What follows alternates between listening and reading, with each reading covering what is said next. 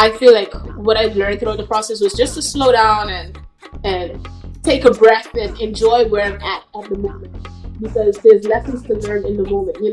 Welcome back to Pushing Your Peers podcast, the number one podcast in the region for living a progressive and happier life. Today, I'm joined by the unstoppable Shernaria Morris, a visionary entrepreneur who turned her small snack hustle into a thriving salon brand and business consulting firm. She's here to talk about the power of mentorship, the importance of community, and the mindset shifts needed for business success. Plus, she's on a mission to uplift young entrepreneurs to her initiative, NextGen Management. This episode is packed with wisdom, inspiration, and the keys to pushing past obstacles. So get ready, sit back, relax, and let's get ready to push some peers. Just want to thank you for being a guest on Pushing Your Peers podcast. It's a pleasure to have you on, and I just want to dive straight into your entrepreneurial mindset. Where did that start? Um, I've always seen myself as an entrepreneur, as from a very young girl. I remember my first experience in the business world was selling Guinness in Glass Shack on Glass Shack Street. I would get Guinness some 5 keys, and I would package them in the little sandwich bag, sell a little sandwich bag for $2, and the big sandwich bag for $5 or so. And that's basically it started my first real, well, in my head, real business thing, because I was like, oh, I just made 77 bucks, you know what I mean? And from there, I just like followed my aunties and uncles and watched them do business. My grandfather was into business. So it was something in like family oriented that I've always watched my family around me do business. So that sparked my interest in business, and I carried that throughout my high school journey, being a business student and saying one day, oh, I'm going to start this, I want to start that. I had many different interests in what I want to do, but business has always been something that was like first nature to me. And actually pursuing the career of going to university, I said, okay, I want to take this serious. So yeah, business has always been my background. So, when you went to university, what did you study, and how did that help you on your journey to becoming an entrepreneur? So when I came over here, I studied business, specializing in marketing and minor in psychology, because I love marketing. I feel like marketing run the world. And I say that because I always explain that hospitals need marketing, everything, the government need marketing, everything needs marketing. And I fell in love with the psychology of learning how consumer um, behave. And the field of marketing is all based on consumers and clientele and all this stuff. So the psychology behind marketing and the journalism, the communication, the mass communication behind it all is what I really fell in love with when it comes to business.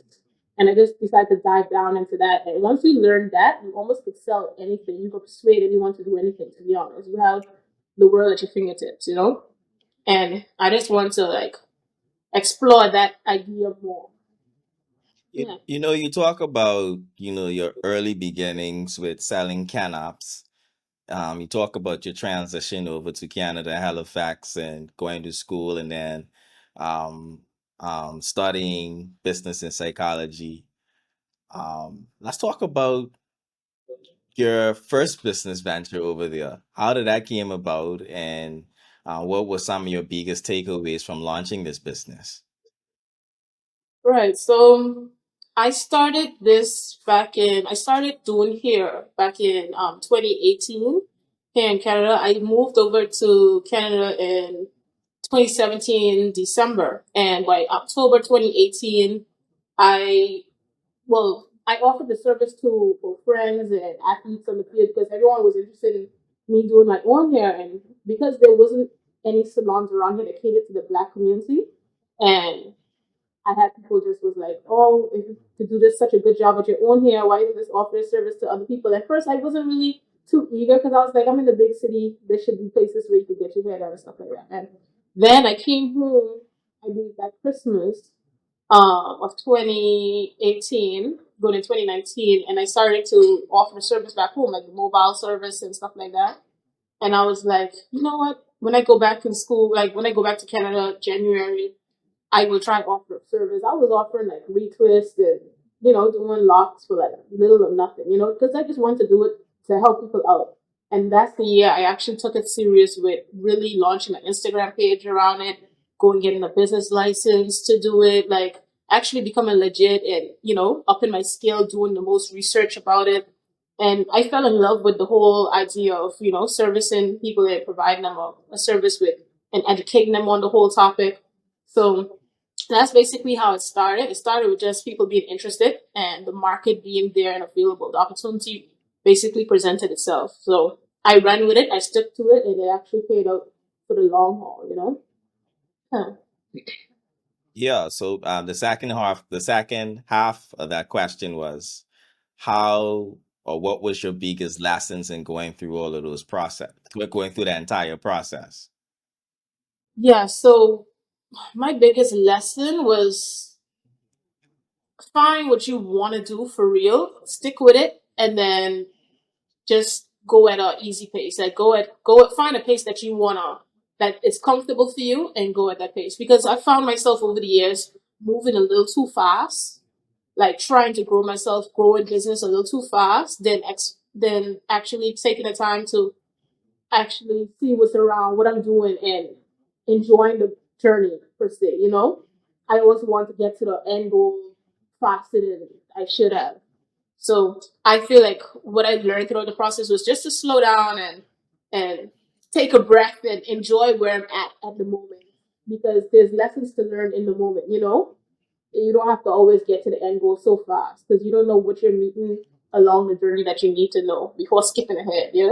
So that's basically the lessons I've learned over the main one over the years. Yeah. I'm laughing because there's a chapter in my book called Pace, and I talk about that. Mhm. Us pacing ourselves instead of racing through life. And it's crazy that that's something that you learned on your journey. And I don't think it's coincidence that you mention it, because when you look at most successful people, it's something that they discover along their journey, right? They Right.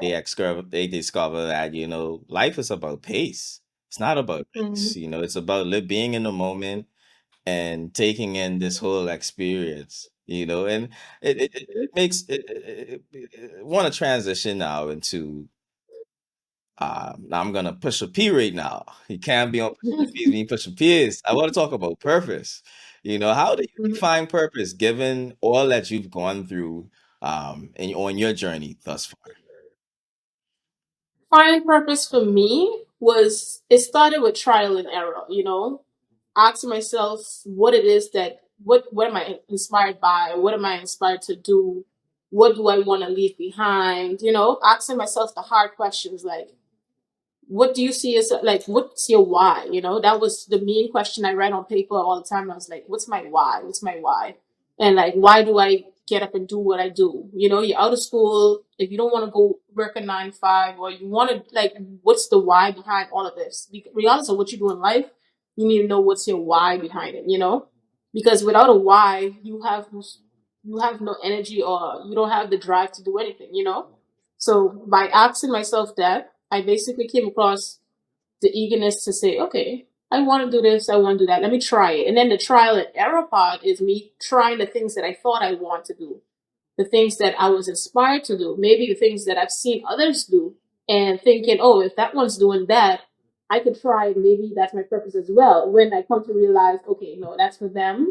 What's for me can be for me. So let me try something else. And by me just trying different things or trying what I believe would be my purpose, allowed me to see my real purpose, something that came easy to me to do, something that I actually love doing. Right. Sometimes these things could have been um, jumped out to you when you're younger, but you didn't realize that's something you should actually put energy into. You just like, oh, that's easy to do, I could do that whenever. But really and truly, that might be a purpose. Yeah, for sure. So by me sitting back and say, okay, I like doing here. I like conversating with people. I like, having a good conversation about any and everything while providing a service. So I was like, maybe that's my purpose. And being able to constantly do that with a happy face and it doesn't feel like work, I was like, okay.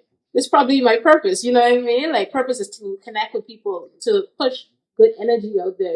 So outside of trying everything else, that would stick with me for the long haul. And I was like, okay, that's probably what my purpose is. I'm gonna keep pushing it. I'm keep trying it until something else jumps at me. Type thing. Yeah. Yeah, he's pushing them peers. Yeah, I love Mhm. it. I want to talk about, we often talk about the beauty part, beautiful part of success, right? And I think that's the part that often shows up on social media, the beauty of it. But let's talk about some of the struggles you've had and how you overcame those struggles.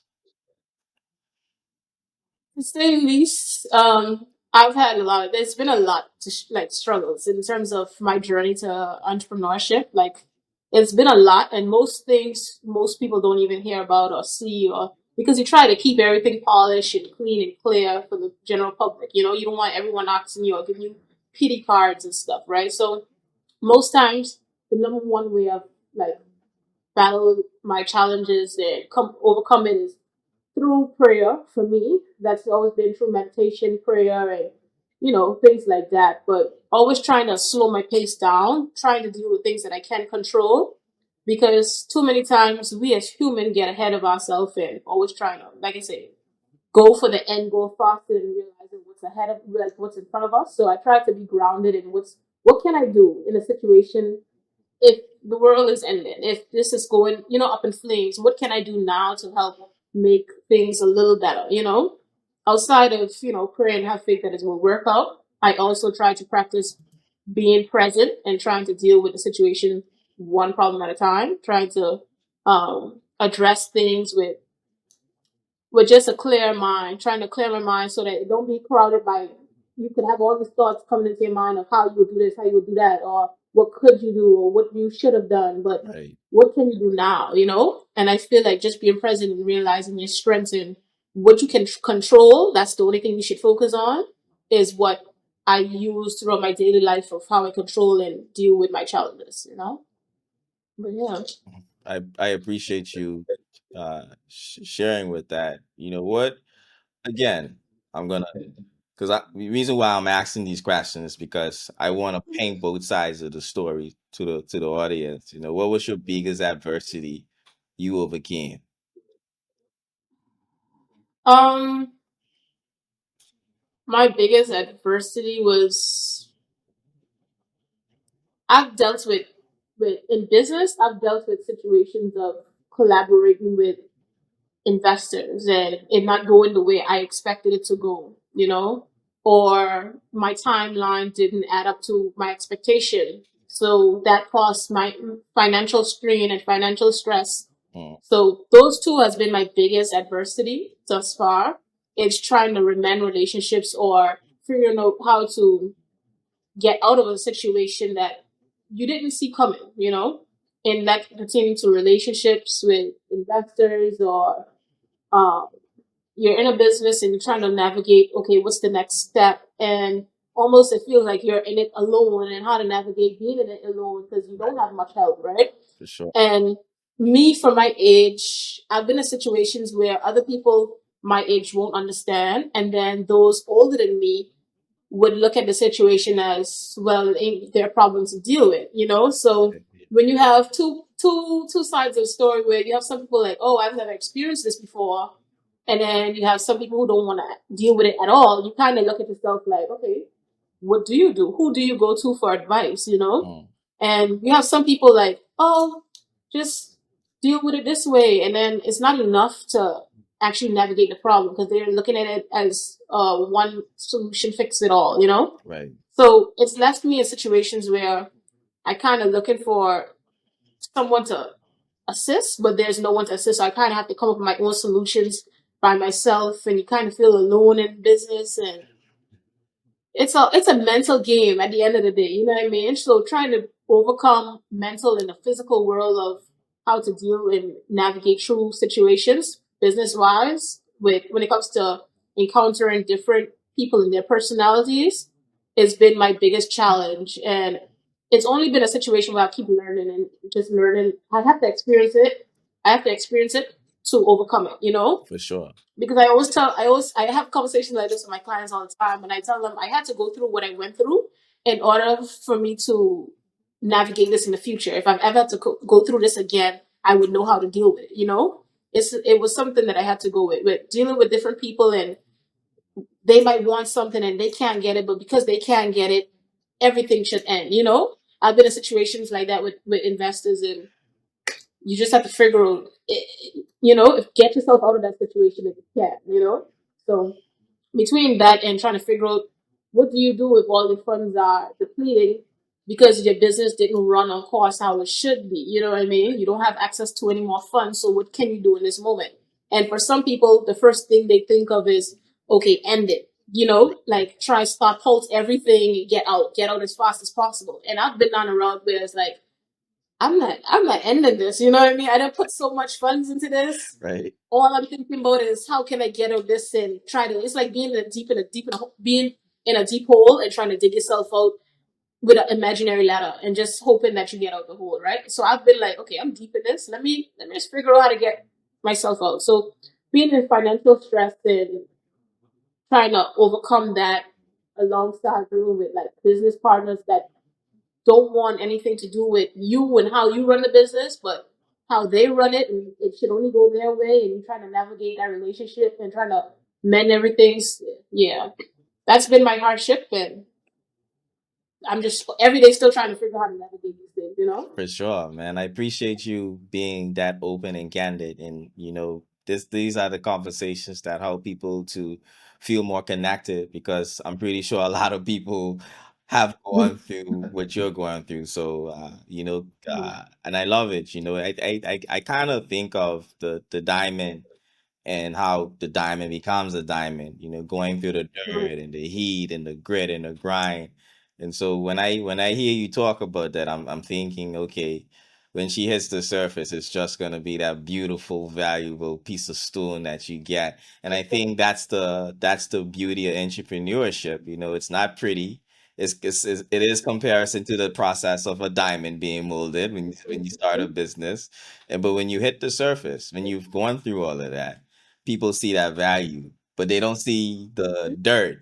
They don't see the Exactly. They don't heat. see the hard times and the rough path, and yeah, they don't see the hard nights and the hard conversations and the stressful days. So they only see from the outside looking in, and I feel like more topics like this have to be broadcasted so people can see the reality of most situations, and you just don't jump. It's like you don't just jump in the deep end without knowing how deep it is. For sure. So. For sure.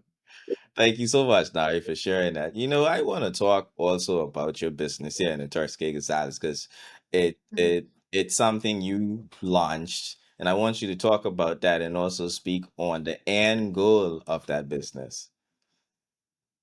Right. So NextGen, I've been okay. So NextGen was actually a business that I came about with the idea of, well, people have always come to me and was like, it could be clients or friends, and they'd be like, Nari, man, you share good insight on how to do this as a business owner and how to go about this and that and that. And I kind of got tired of the whole like sharing, and people still not knowing like how to start and stuff like that. So I took it upon myself. People were like, oh, you should become a business consultant for young people. Like, you giving such good advice in this salon here. Why not like make it something real? And after hearing this for about 3 years, I took it upon myself to say, okay, this year I might try to launch something to help engage the young people and show them how to go with just the basic knowledge I know and the experiences I had because I started really young.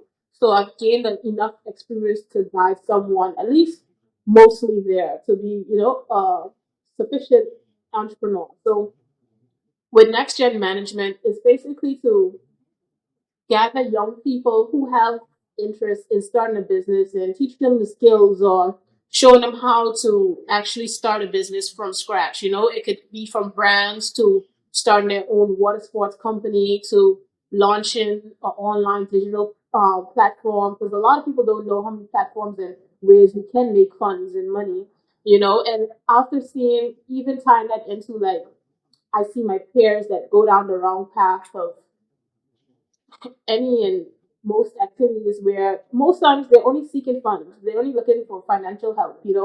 and most people don't really want to go work for people. And I was one of the people where once I got my degree, I was like, I spent over like a good bit of money to get my degree. I want to use this in my own way, For sure. So you have a lot of young people who have a desire to be entrepreneurs, but they don't know where to start. And then they don't want to approach older people who are going to tell them, oh boy, go get a job. Or, oh boy, just, they it feels like they're getting like the cold shoulder or so, and they're not having people like themselves in these fields showing them that you can do this and that it is possible to start a business and be profitable in the same market that you see in the people around you doing well. So my whole goal was to then, after launching that and helping people get the basic knowledge of starting a business, doing workshops, webinars, and stuff like that, would be to then recognize the youths in the community. Because over here, my biggest inspiration came from being recognized in the business magazine here in Atlanta, Canada, for my business for the most innovative, or the 20 under 30 business magazine for business innovators. And being recognized in that, it opened my eyes to see, man, if I could feel like this and want to do more and want to be recognized not only in Atlanta, Canada, but now want to be recognized in the full Canada industry, maybe end up on Forbes Canada one day, Yeah, for I was like, I'm sure more young people would want to be recognized in their hometown for their business and for their efforts in contributing to the economy. So I was like, with this, I would want to launch the TCI 20 or 30 under 30 business magazine, where that would bring forth awards, and it would bring forth recognition for those who actually trying in the community to launch businesses and to create a sustainable living for their peers and the youths coming up after them in Turks and Caicos. So that's the goal I have and the vision I have for Next Gen Management, outside of fostering business and being an incubator basically for um, small businesses and startups there in Turks and Caicos. And one day we will see the magazine floating around with, our peers and the younger ones being like, look at me on the billboard, or look at me doing this and that, for sure. something like junior achievement, but on a larger scale, where they foster this even further out from high school, but carrying this into their young adult lives, And that way we can foster more companies, especially more locally owned companies, and showing them how to export goods and all these different avenues for the Turks and Caicos Islanders. I feel like that's needed in Turks, and I feel like that's an untapped market in Turks at the moment, and I want to actually tap into that to help push it forward. And I wish you well with that. Looking at the stats from Pushing Your Peace podcast, I can tell you that these type of episodes do very well. Like, my audience loves episodes about entrepreneurship. There's a high interest in entrepreneurship, Yeah. and I can tell you that something like that, based on the numbers I see, based on the conversations I hear, with the younger generation as well. Like, these guys want to be bosses. They ain't trying to work for nobody. I can tell Right. you, they want. Right. So I I feel yeah. yeah, Go ahead. having someone or even a company that's going to provide recognition, guidance, Mhm. mentorship, resources. That's the next step, because the interest is here.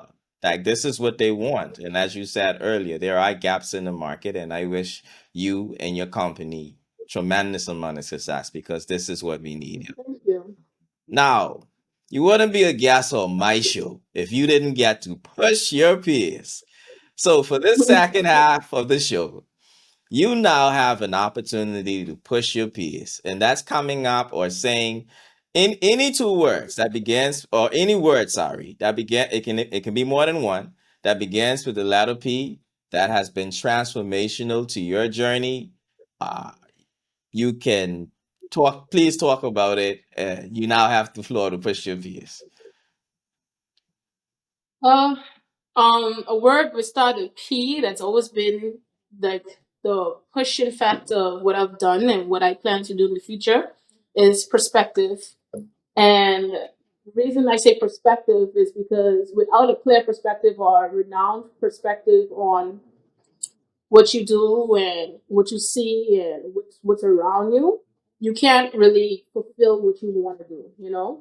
Having a clear perspective on the situation ahead or your current situation gives you a proper positive chain of how to go about things, you know. So get, if you're in a bad mental or negative energy, clear your head, get a new perspective on the situation, you know, get around positive people, and that way they will also influence your perspective on the situation. Because if you're only looking at the situation from outside in and not inside out, or you know, looking at all the perspective from everyone involved, then you can't fully make an outcome of how you should go about, would go about a situation in a one directional, you know, Right. mindset. So perspective is really big for me, because perspective creates power, and power is another P word that I want to push as well, because you need to have. I think power is comes stems for me from like confidence and self esteem and being assured of yourself. You know, because when people see you respect yourself, have self esteem, that creates power around you, and that creates people being able to put power within you in terms of strengthening your surroundings. You know, Right. I feel like with power comes great responsibility. And once you lead with power and lead with confidence and leadership, people will follow you. And that's where the power comes in. You have the power to create your own community. You have the power to change your surroundings. You have the power to change your country, you know? And you just have to believe in yourself and have confidence and build your self esteem. Get around the right people who create a new perspective in you and carry it throughout your community like that. So power and perspective to me goes hand in hand. And I just, that's those words that I use on my daily basis. How can I push good power, good perspective out there so I can get it back, you know? And that's just the energy I try to lead with. Yeah. I love it. Thank you so much, Nari, for pushing your piece. Now, I No have two problem. more questions before we wrap up the show. And Yeah. first one out of that two would be, there's a young Nari in the industry who's looking for guidance and mentorship. What would be your advice to her as she is contemplating on starting her first business venture? My advice would be to get around people, like minded people, you know, get around people who are also following, like leading with that goal. If you can't find friends who are also business minded, find adults who would push that narrative, you know, get surrounded by like minded people. You can't really lead in a group that's going the opposite direction, you know? Mm. So if she can get around people who are also following that same ambition, that same goal, it becomes a lot easier to even elaborate on what she wants to do and to stay focused or to keep a clear perspective on that idea. So I would definitely say get around the right people. Yeah. Thank you. Final question, and this is a spin-off question. If you were to be a superhero, which superhero would you be? What superhero I would be? Yes. I don't know. I don't know. That's a hard one for me because I don't really follow up with the whole superhero things. All right, But so I had a let's superpower. all right, let's Oh. do that then. What superpower would you have? If I had, I would probably be like teleportation or something like that. Yeah, Why? 'cause I like travel. Why? As Why a person, teleportation? because like I say, I like to travel. So Okay, with me being able to explore and see different places, and then too, I feel like traveling is so important in business, because without travel, you don't get to broaden your perspective in different cultures. Cultures builds unity, and it builds character, and it builds, you know what I mean. for So sure. traveling, being able to be different places when I want to be it at certain times of the year would be so good, because then I could bring businesses I've seen overseas back home and, you know, explore and see how cultures trade and you know, so that would be something I would want to take partake in easier. Yeah. I love So teleportation I love would be my, yeah. I love your reasons behind it too. Nari, it's been Yeah. a pleasure, absolute pleasure having you on the show. Now, you gotta plug yourself in. How can we find you and how can we support you?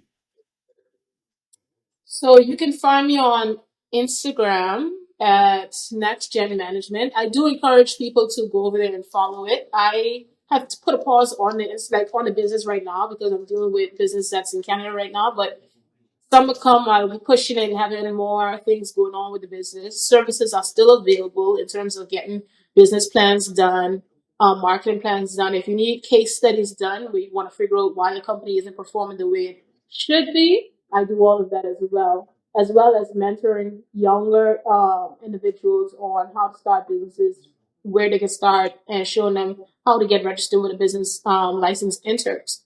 Outside of that, I offer hair care services on Signature Locks TCI. So you can look out for availability there on the Instagram once summer comes in as well. So that's the main two businesses that I push in Turkey Bakers right now. And yeah, just tune in for what we have coming next, especially on the Next Gen Management page.